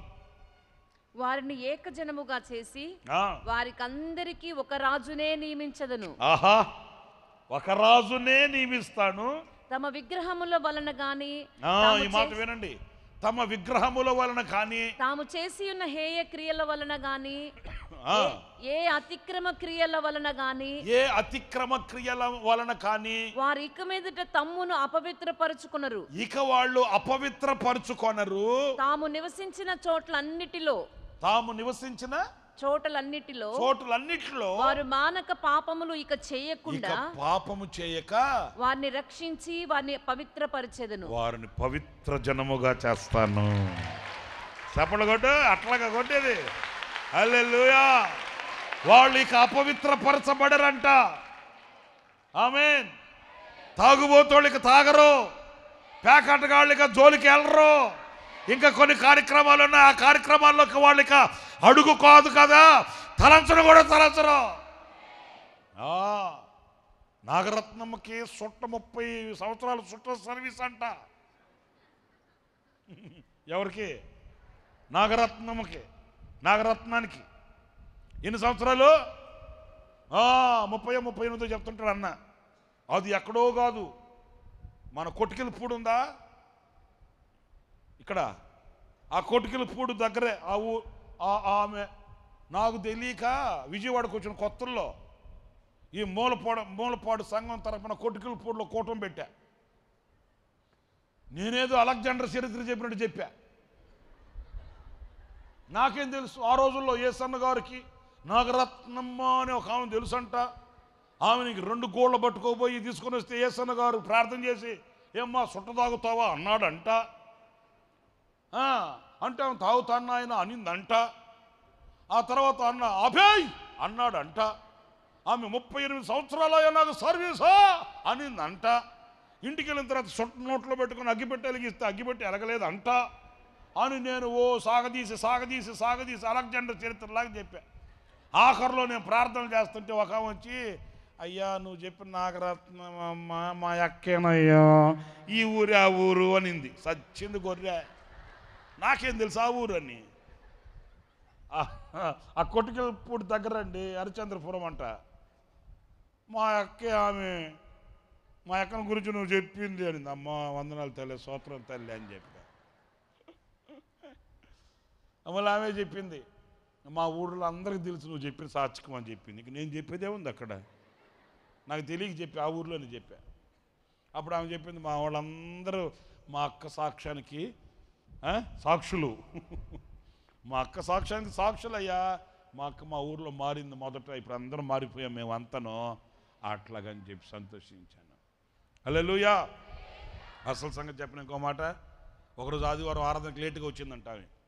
అన్న అడిగాడంటే ఏమ్మా ఆరాధనకు లేట్గా వచ్చావు నువ్వు, సగం మెసేజ్లు సగం వర్తమానాలు వచ్చేవంటే అంటే అనిందంట, కండక్టర్ బాబుతో కొంచెం గొడవ పడిందిలే అయ్యా అనిందంట. అన్న అన్నాడట, తప్పు, అట్లా గొడవ పడకూడదు, మనం కండక్టర్తో డ్రైవర్లతో వాళ్ళతో వీళ్ళతో ఎవడు పడితే వాళ్ళతో మనం గొడవ పడకూడదు. ఒకవేళ ఏదన్నా మనకు ఏదైనా బాధ కలిగిన మాట అన్నా మనం పట్టించుకోకూడదు, అట్లా గొడవ పడకూడదు. అట్లా అంటే ఏ లేదు నాయన, బస్సులో వచ్చి కూర్చున్నాను, ఎవరో ఒకడు సుట్టెలిగిచ్చాడు, నాకేం వాంతికి వస్తుంది అనిందంట. అబ్బా, ఎన్ని సంవత్సరాలు సర్వీస్ ఆమెకి ఇప్పుడు సుట్టలు వస్తుంది, తగిలితే వాంతికి వస్తుందంట. మరి ఏం చేసావమ్మా? అబ్బాయి బస్సు ఆపు, ఆడ సుట్టన్న ఆపు, లేకపోతే నీ బస్సు అన్న ఆపు అనిందంట. అది గొడవ. ఇంక ఏం చేయాలో డ్రైవర్ కూడా అర్థం కాక, సుట్ట తాగి ఆయన అయ్యా కిందకి తొందరగా తాగేస్తారా ఆయన ఒప్పుకోవట్లేదని ఆడు సుట్ట తాగిన దాకా బస్సు ఆపి, అప్పుడు అన్నాడు కదా, కాదమ్మా నువ్వు 38 సంవత్సరాలు సర్వీస్ అయిపోయా నీకు, మరి నీకు వాంతికి రావడం ఏంటంటే ఆమె అనిందంట, అయ్యా నా దేవుడు నా హృదయాన్ని మార్చాడయ్యా, నా గుండె మారిపోయింది, నా హృదయమే మారిపోయింది. ఒకప్పుడు ఆ రొచ్చులో పడి పొర్లాడా, ఇప్పుడు నాది నూతన హృదయం, అసలు ఆ వాసనే పడట్లే ఇప్పుడు నాకు. చూసారండి, అది అది వారికి ఎప్పటికీ ఎన్నటికీ అపవిత్రులు కారంట, పవిత్రమైన హృదయాన్ని ఇస్తాడంట, వాళ్ళని పరిశుద్ధపరుస్తాడంట, వాళ్ళని ఒక పరిశుద్ధ జనముగా మారుస్తాడంట. హల్లెలూయా. ఇదిగో ఈ నా ఉపకారములను తెలుసుకొని నా ప్రజలు తృప్తి కలిగి బ్రతుకుతారు. ఏంటయ్యా నువ్వు చేసే ఉపకారములు అనంటే, చెదిరిపోయిన వారిని రక్షిస్తాను, ఆ చెదిరిపోయిన వారిని సమకూరుస్తాను, ఆ చెదిరిపోయిన వారిని ఒక పరిశుద్ధ జనముగా చేస్తాను. చిన్న మాట చెప్పి ముగించేస్తా. అదేంటంటే 25వ వాక్యం. మైక్ 25వ వాక్యం. మీ పితరులు నివసించున్నట్లు నా సేవకుడైన యాకోబునకు నేనిచ్చిన దేశములో వారు నివసింతురు. మీ పితరులు నివసించినట్లు నా సేవకుడైన యాకోబునకు నేనిచ్చిన దేశములో వారు నివసింతురు, వారి పిల్లలను. ఇక్కడ నుంచి వినండి, యాకోబునకు దేవుడిచ్చిన దేశంలో వాళ్ళని నివసింపచేయడం మాత్రమే కాకుండా వారి పిల్లలను, వారి పిల్లల్ని, వారి పిల్లల పిల్లలను, అంటే వారి పిల్లలంటే మనవళ్ళు, అంతేనా కాదా? మనవాళ్ళ మనవాళ్ళ చెప్పండి, మనవాళ్ళ. నాకు ఈ అమ్మమ్మకి తాతయ్యకి ముసలోడుకుండే ఒక బుద్ధి నాకు ఎప్పటి నుంచో నాకు తొలుస్తూ ఉంటుంది మనసులో. ఏ మనవరాలైనా మనవడన్న పుట్టాడంటే ఈ ముసలోళ్ళకుండే శాదస్తం ఏంటో నాకు తెలియదు, కానీ తిట్టుకున్నారు మీరు, చెప్పేస్తా. ఒక మనవడు కానీ మనవరాలు కానీ పుట్టిందంటే ఇంకా కొడుకుని కూతురుని కూడా పట్టించుకోరు. ఇంకా ఇక్కడున్నారు, ఇక్కడ మనవడు ఇక్కడ ఉన్నారేడా. అదేంటి మనకు ఆ ఆప్యాయత, ఆ కనెక్షన్ ఏంటో మనకు అర్థమై సాగుతుంది. నేను కూడా రీసెర్చ్లో పెట్టా. నాకు కనుక తేలిందంటే మొదటి ఆదివారం మీకే చెప్పేస్తాను అంతే. నా రీసెర్చ్లో తేలాలి. మరి ఒక కర్రోడో ఒక కర్రితో పుట్టిందంటే ఇంకా కొడుకుని కూతురు పట్టించుకోరండి. కొడుకు వచ్చి 10 రూపాయలు అంటే ఎక్కడి నుంచి దామంటావు, ఏమన్నా చెట్టు కాస్తున్నా డబ్బులు బావా, ఊరిన డబ్బులు ఏది కొడుకుని. అదే మనవడు వచ్చి అమ్మా రానాయన నువ్వు రాలా, అది ఎంత మనకు అర్థమై సాగదు. దేవుడు పెట్టాడు ఆ కనెక్షన్, మనం ఏం చేస్తామేంటి? మరి ఇక్కడ కూడా ఉంది, నీవు నీ పిల్లలు కొట్టు. నన్ను చూస్తారేంటి మీరు? హల్లెలూయా, హల్లెలూయా, హల్లెలూయా, హల్లెలూయా. మీ పితరులు నివసించినట్లు నా సేవకుడైన యాకోబునకు నేనిచ్చిన దేశంలో, యాకోబునకు ఆయన ఒక దేశం ఇచ్చాడంట. ఆ దేశంలో వారు నివసింతురు, వారి పిల్లలు అక్కడ నిత్యము నివసిస్తారంట. కొట్టు. హల్లెలూయా. అంటే నిన్ను, నీ సంతతిని ఆ దేశంలో నుంచి కదిపేవాడు ఉండనే. అంతే. నీ పిల్లలు, నీవు, నీ పిల్లలు, నీ పిల్లల పిల్లలు జేజమ్మ, జేజమ్మ, జేజనాయన, అంతేగా. తాత, ముత్తాత, నీ సంతతి సంతతి, నీ సంతతి సంతతి చెప్పుకుంటారు. ఇది మా ఊరు, ఇది మా ఇల్లు, మా తాత కట్టించాడంట. వలస ఊరు. ఏ ఊర్రా మీ ఊరు? మాదా విజయవాడ దగ్గర ఒక పల్లెటూరులే. మరి ఇక్కడికి ఎందుకు వచ్చారా? పనులకు వచ్చాం. అట్లా ఉండరు. నీ పిల్లలు నివసించే దేశాన్ని ఆశీర్వదిస్తాడు ఆయన. నీ సంతతిని గొప్ప చేస్తాడు ఆయన. నీ పిల్లలు నివసించినట్లుగా ఆ దేశాన్ని వృద్ధి చేస్తాడు. యాకోబునకు దేవుడిచ్చిన ఆ దేశంలో వారి పిల్లలు వాళ్ళ పిల్లలు నివసించినట్లు నిత్యము వారు నివసించేటట్లు చేస్తాడట. నా సేవకుడైన దావీదు ఎల్లకాలము వారికి ఒక అధిపతిని కూడా నియమిస్తాడంట. ఆమేన్. నేను ఎక్కువ శాతం గమనించింది ఏంటంటే, ఈ రోజున అనేక మంది గుండెల్లో వేదన బాధలు, దిగులు ఏంటంటే పిల్లల భవిష్యత్తును బట్టే. వాళ్ళు ఎగ్జామ్ రాస్తుంటే వీళ్ళు రోజు ఎగ్జామ్ రాస్తుంటారు ఇంట్లో కూర్చొని. నేను నిజం చెప్పే మాట. ఒకటే దిగులు, ఆలోచించి కొంతమందికి అయితే బీపీలు ఎక్కువైపోయి, షుగర్ డౌన్ అయిపోయి, ఏంటంటే అన్న వీళ్ళ గురించి ఆలోచించి ఆరోగ్యమే చెడిపోయిందన్న. నిజమే. ఇదిగో ఈ మే నెలలో ఈ వాగ్దాన కూడికలో నా దేవుడు సూటిగా నీతోనే చెబుతున్నాడు. హల్లెలూయా, హల్లెలూయా. నింగి నేలను కలిపిన బలమైన వారధిగా, నేల కొరిగిన జీవితాన్ని లేవనెత్తెనుగా. నింగి నేలను కలిపిన బలమైన వారధిగా, నేల కొరిగిన జీవితాన్ని లేవనెత్తెనుగా.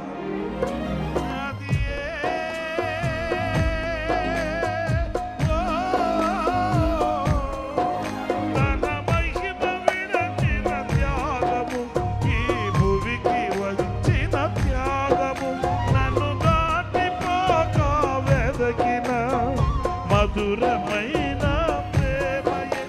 నీ సర్వమిచ్చిన దాతవు, నన్ను హత్తుకున్న ప్రేమవు. నీ సర్వమిచ్చిన దాతవు, హత్తుకున్న ప్రేమవు. మిగడందని ప్రేమలో భావమే నీవు, హృదయమందు పరవశించు గానమే నీవు. మనసు నిండిన రమ్యమైన గమ్యమే నీవు, మరపురాని కలల సౌదం గురుతులే నీవు.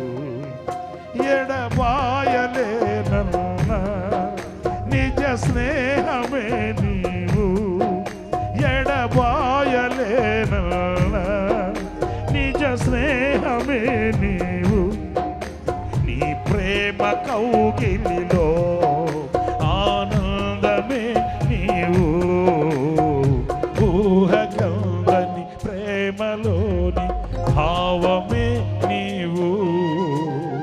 హృదయమందు పరవశించు గానమే నీవు. మనసు నిండిన మౌన్యమైన గమ్యమే నీవు, మరపురాని కలల సౌధం గురుతులే నీవు.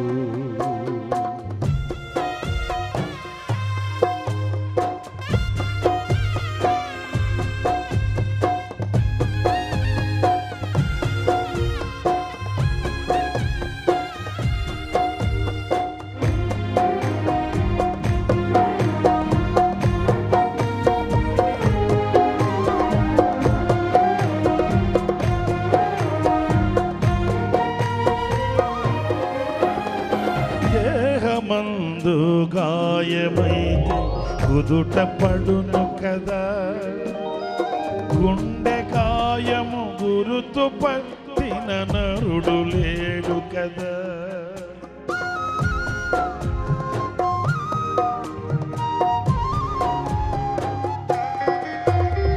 దేహమందు గాయమైన కుదుట పడును కదా. గుండె గాయము గురుతు పట్టిన నరుడు లేడు కదా. నీవే నీవే యేసయ్యా, నా అంతరంగము తరచి చూచిన గాఢమైన ప్రేమము, నన్ను భుజము పైన మోసిన అలసిపోని ప్రేమము, నీవు లేనిదే నా బ్రతుకులు విలువంటూ లేనే లేదయ్యా. నీవు లేనిదే నా బ్రతుకులు విలువంటూ లేనే లేదయ్యా. ఊహకందని ప్రేమలో భావమే నీవు, హృదయమందు పరవశించు గానమే నీవు.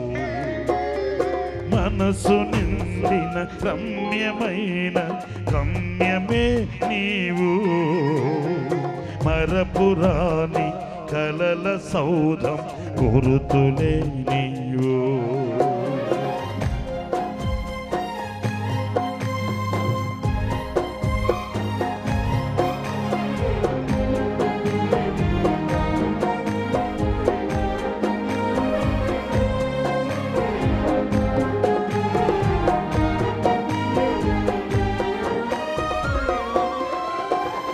తల్లడిల్లే తల్లి కన్న మించి ప్రేమించి, తనువు తీరే వరకు నన్ను విడువలేనంది.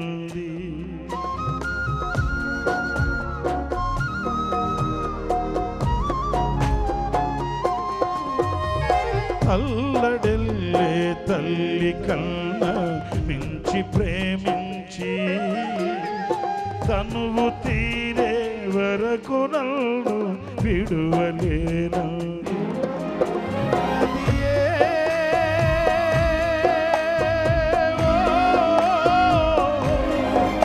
నే గాయపరచిన వేళలో కన్నీరు కార్చిన ప్రేమను, నిలివెచ్చనైన వడికి తెచ్చి ఆదరించిన ప్రేమయే, నీ గుండెలో నన్ను చేర్చిన నీ అమరమైన ప్రేమయే. నీ గుండెలో నన్ను చేర్చిన నీ అమరమైన ప్రేమయే. ఊహకందని ప్రేమలో భావమే నీవు, హృదయముందు పరవశించు గానమే నీవు.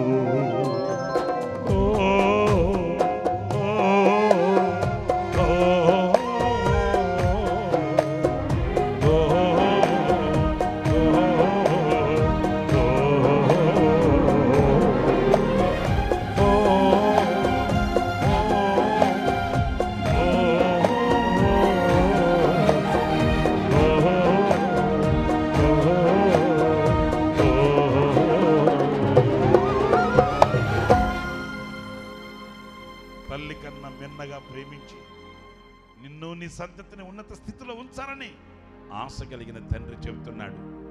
చెదిరిపోయిన నిన్ను నేను రక్షిస్తాను, నిన్ను పోగు చేసి ఒకటి చేస్తాను, నిన్ను పరిశుద్ధ జనముగా చేస్తాను, నిన్ను నీ పిల్లల్ని పిల్లల పిల్లల్ని నేను నీ దేశంలో స్థిరపరుస్తాను. ఇదిగో నా జనులు నా ఉపకారములను తెలుసుకొని తృప్తి నందుదురు. ఇదే యెహోవా వాక్. తలలు వంచండి, కళ్ళు మూయండి.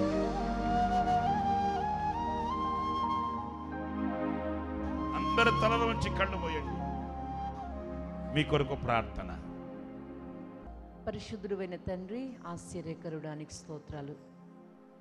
గతించిన 3 నెలలు మీ కృపలో మమ్మల్ని దాచి భద్రపరిచి, ఈ 4వ నెల ఈ మొదటి దినం వాగ్దాన సందేశ కూడికలో మమ్మల్ని సజీవ లెక్కలో సమకూర్చినందుకై, మాకు మీరు ఇచ్చిన ఆయుష్ ఆరోగ్యం కొరకై మీకు కృతజ్ఞతాస్తుతులు చెల్లిస్తూ ఉన్నాను. ఈ రాత్రి వాగ్దానపూర్వకంగా మీరు మాతో మాట్లాడారు. నా జనులు నా ఉపకారమును తెలుసుకొని తృప్తి నొందుదురు అని మీరు సెలవిచ్చారు. ఇది నీ వాక్కు, దీన్ని మేము విశ్వసిస్తున్నాం. ఇక మీదట మా బ్రతుకులలో మీ ఉపకారములను పొంది మేము తృప్తి పొందాలని మీరు ఆశించి మాతో మీరు మాట్లాడారు ప్రభువా. నీ ఉపకారములను పొందినటువంటి వారు నీరు కట్టిన తోట వలె ఉంటారని, నీ ఉపకారములను పొందినటువంటి వారిని చూచి జనులందరూ భయపడి దిగులు పడతారని మీరు సెలవిచ్చారు. ఇట్టి గొప్ప ఉపకారములు మా ఎడల మీరు చేయబోతున్నందుకు ఆయనకి స్తోత్రం.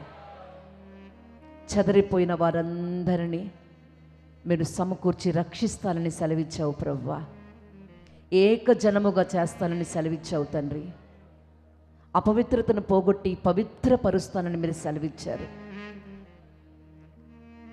పిల్లలను కూడా ప్రభువా స్వదేశంలో స్థిరపరుస్తానని మీరు సెలవిచ్చారు. ఇటు గొప్ప ఉపకారములు ఇక్కడ చేరిన ప్రతి ఒక్కరూ పొందుకొని తృప్తి పరచబడుదురుగాక. విడివిడిగా ఉన్న కుటుంబస్తులు ఐక్యపరచబడునుగాక తండ్రి. ఇంకా పాపపు రొచ్చులో ఉన్నటువంటి వారందరూ రక్షించబడుదురుగాక. అపవిత్రతలో ఉన్నటువంటి వారు పవిత్రపరచబడుదురుగాక.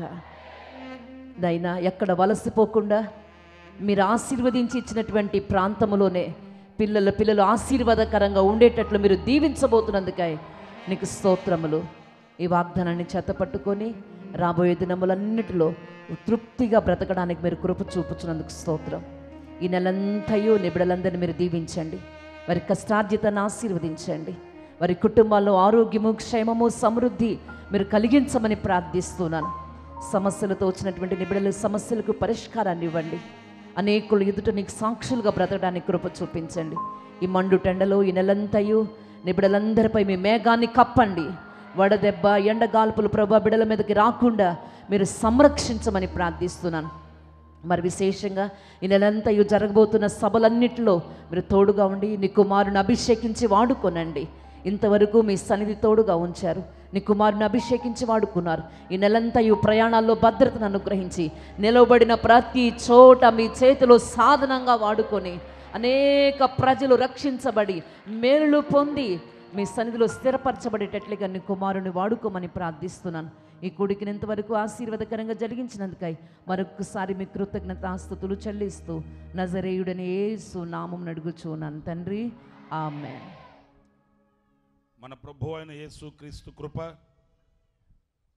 తండ్రి అయిన దేవుని ప్రేమ, పరిశుద్ధాత్మనందుల అన్యోన్యమైన సహవాసం, సన్నిధి సముఖం ఈ వాగ్దాన సందేశ కూడికలో పాలు పొందిన వారికి, లైవ్ ద్వారా ఈ మాటలు వినిన వారికి సదాకాలం తోడయుండి నడిపించునుగాక. ఆమేన్.